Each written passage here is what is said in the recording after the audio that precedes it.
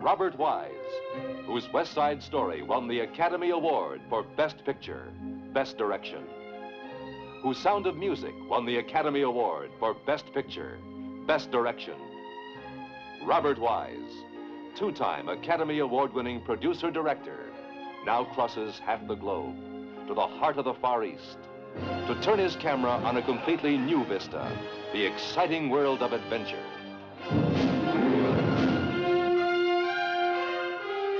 You are there, sharing the enormous emotional impact of Richard McKenna's prize-winning bestseller. Shoot some! You share the incredible adventures of these powerful, deeply human characters whose courage became a legend in this fabulous land. We're mixing our lives together, Maylie. We'll never be able to unmix them again. You are swept along with them from China's ancient rice paddies to Shanghai's teeming bund, from the bandits of Tung-Ting Lake and the Yangtze River to the pleasure haunts of Hankow and the seamy hideaways of Changsha.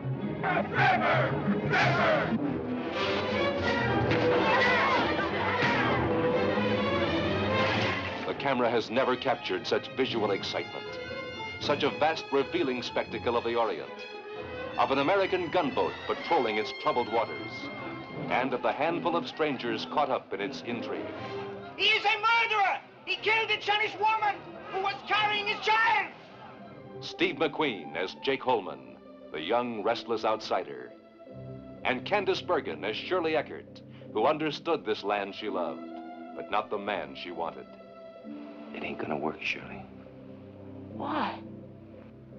It's good up there, Jake. It can be a good life. Richard Attenborough as Frenchie, tough, hardened, but capable of the heights of tenderness. And Marriott Andriani as Maylie, the haunting beauty of many pleasures.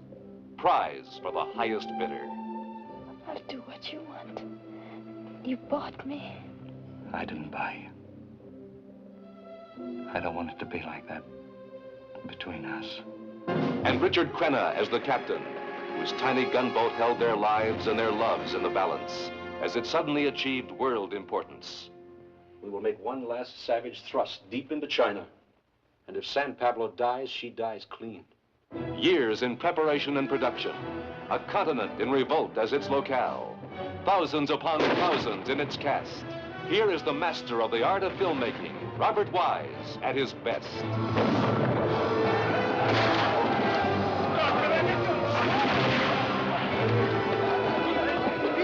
Here is an unparalleled emotional experience.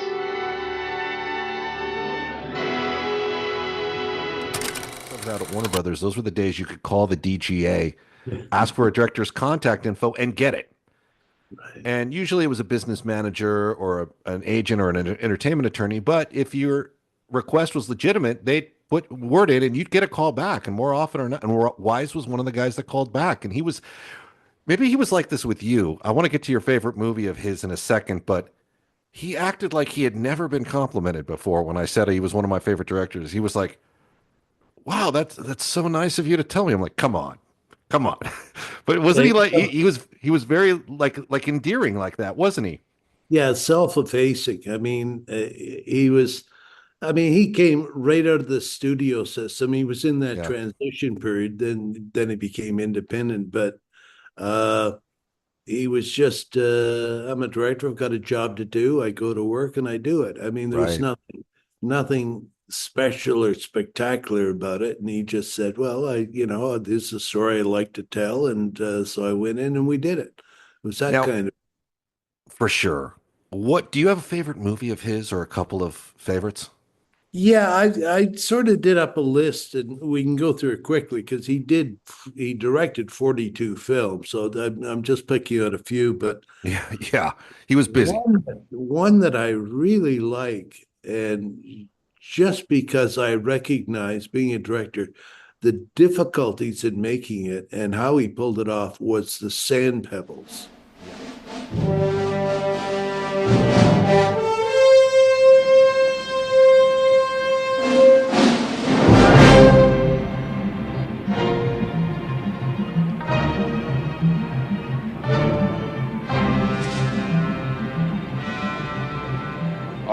There's the boom.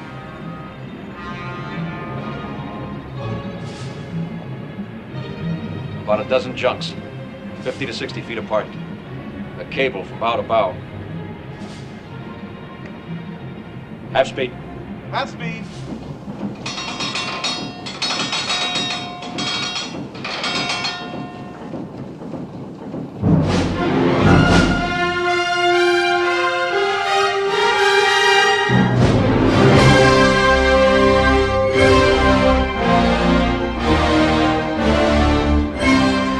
Looks like sampans are bringing more men from shore. Drop the armor flaps. Call general quarters. All hands to general quarters. Man your battle station.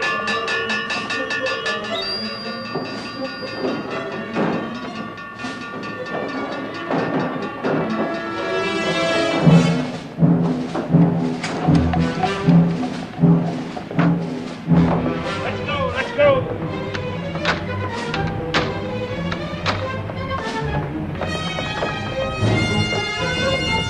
Look alive.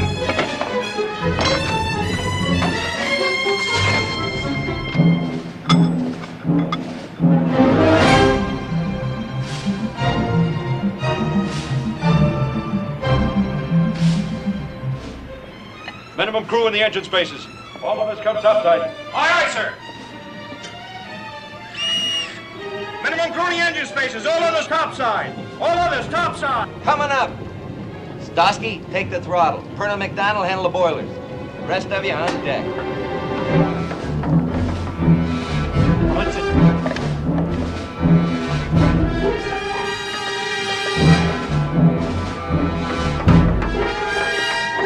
Holman, set up a BAR position forward. You others lend a hand. Aye, aye, sir. I'll get it.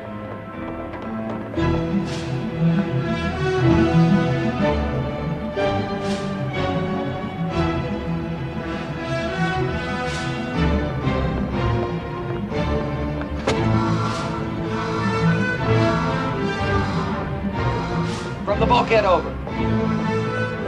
Battle station's manned and ready, Captain. Right well. Run up the battle flag. Aye, sir. Battle flag! Full speed. Full speed. Holman, you and your men lower the jackstaff. Let's go.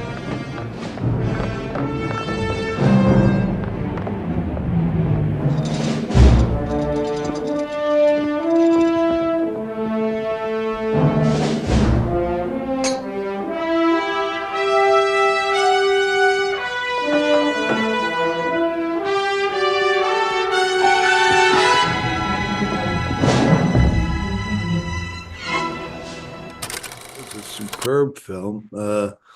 Certainly one of Steve McQueen's best performances. And just the scope of it and some of the scenes in that, the direction of them is just amazing. You sit there and go like, how long and how just the difficulties of doing the scene is just amazing. There's a scene in there where the American gunboat is going upriver to save some people in a mission, and they've got to get past the Chinese communists have barricaded the river. Yeah. And that whole sequence is amazing. It's almost done time for time.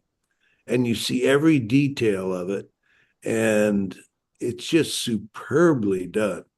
And when you're working on water, is the worst place to put a camera and trying to direct when you're on water and you've got boats.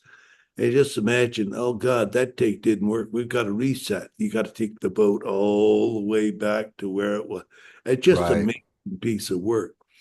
But in terms of just the drama of it, it was amazing. And I think it was secretly the first film about Vietnam that was done, because it was about Americans being in China and what the hell were they doing in China. And I don't know whether he would have said that. He said, no, it was just a damn good book and a good story. It had nothing to do with Vietnam, but it came out in 1966 when the protests were just getting started, and about, Americans going into a foreign country where they shouldn't have been in the first place. And So in the audience, I was sort of seeing it as that. And when I watch it now, I still see it as that. But I like that film a lot.